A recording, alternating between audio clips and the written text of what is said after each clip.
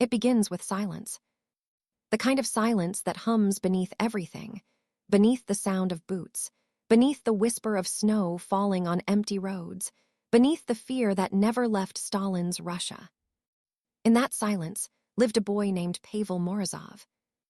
He was 12 years old, and he believed, completely, that the Soviet Union was the greatest thing to ever exist. He was born in a small wooden village called Gerasimovka, surrounded by frozen fields and endless birch forests. A place where the cold could crack your bones before morning.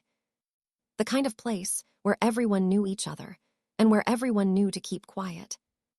Because in 1930s Russia, words could kill. Pavel's father, Trofim, was a farmer. A strong man with tired eyes who worked the land like his father before him. His mother, Tatiana, was gentle, always quiet when neighbors came over, always cautious. In the evenings, when the kerosene lamp flickered, Pavel would sit near the stove and listen as his father muttered under his breath about grain, taxes, and the men who came from the city to take what little they had. The word kulak was spoken like a curse, landowners, enemies of the state, traitors. To be called one meant prison, or worse. Everyone feared the label. At school, things were different. The teacher wore a red scarf and spoke with fire in her voice.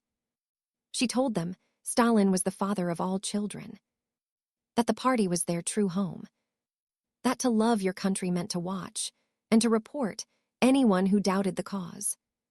Even your parents, she said once. Even family. Pavel wrote those words down carefully. He didn't see them as cruelty. He saw them as loyalty. He wanted to be brave, to be seen to be good. One day, after class, the teacher gathered the students around a poster.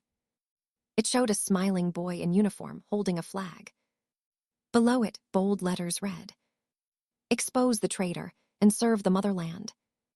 The teacher's eyes glowed as she told the story of a young pioneer who had reported his uncle for hiding grain from the state. The uncle was executed, and the boy was honored. True courage, she said. Real love for the Soviet people. Pavel felt something stir inside him.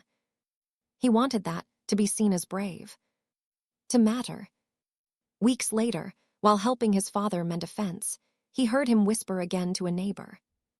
They spoke of anger, of injustice. They cursed the government's men, cursed Stalin's quotas, cursed Moscow itself. To them, it was frustration. To Pavel, it was treason. That night, he couldn't sleep. He turned on his bed, thinking of the teacher's voice. Expose the traitor, serve the motherland. By morning, he had made his decision. Pavel walked 3 miles through the frost to the nearest administrative office, a small wooden building with a hammer and sickle flag over the door. Inside, a commissar sat at a desk, drinking tea. The boy stood tall and said, "My father is speaking against the government."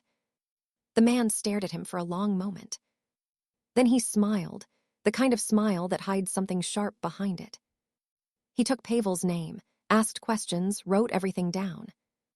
When it was over, he patted the boy's shoulder and said, "You did a brave thing, comrade." That evening, the trucks came. Engines growled in the snow as secret police stepped out, black coats sweeping across the yard. His mother screamed when they burst through the door.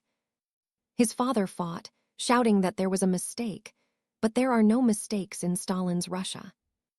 They dragged them away in the dark, boots crunching in the ice. The lamp by the window flickered once and went out. Pavel didn't cry. He told himself he had done what was right. At school, they called him a hero. He was given a red scarf and a badge.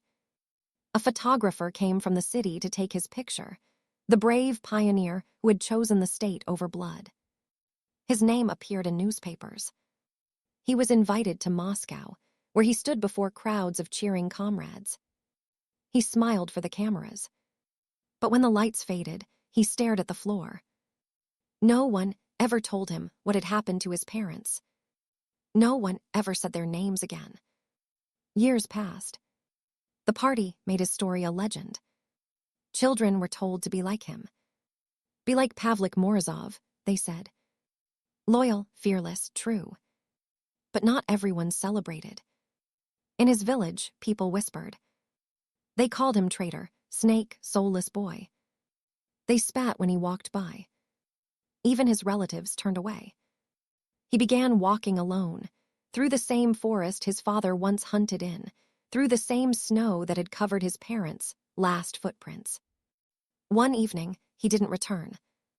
They found him 2 days later, in a clearing near the woods, his red scarf stained dark. He had been stabbed, his small body frozen in the snow.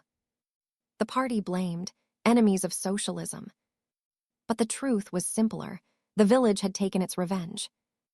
After his death, the Soviet machine turned him into something else entirely. They called him the pioneer martyr. His face was painted on walls, printed in textbooks, sung about in classrooms. Children saluted his image. He became a symbol, no longer a boy, no longer real. The state needed him to be perfect. They erased his pain, his doubt, his family. All that remained was the message. Loyalty above all, even love. Decades later, when the Soviet Union began to crumble, historians found the files. The reports. The signed orders. The truth. Pavel's father had never been an enemy of the state.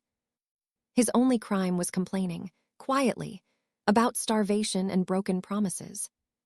His mother was executed for complicity. The party that praised their son had also destroyed them. And the boy who thought he was doing good was left as both victim and weapon. Today, the name Pavel Morozov still stirs argument. Some call him a symbol of loyalty.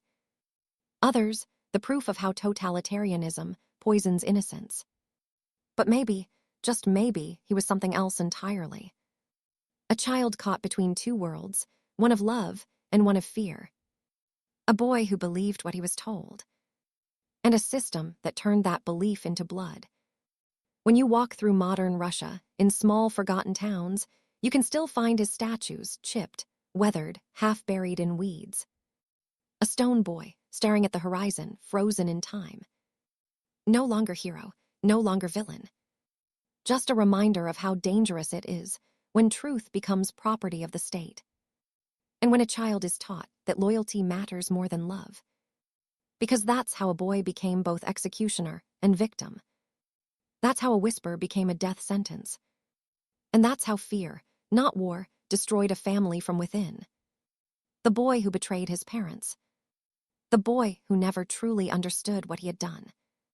Pavel Morozov. A name carved in stone and in silence.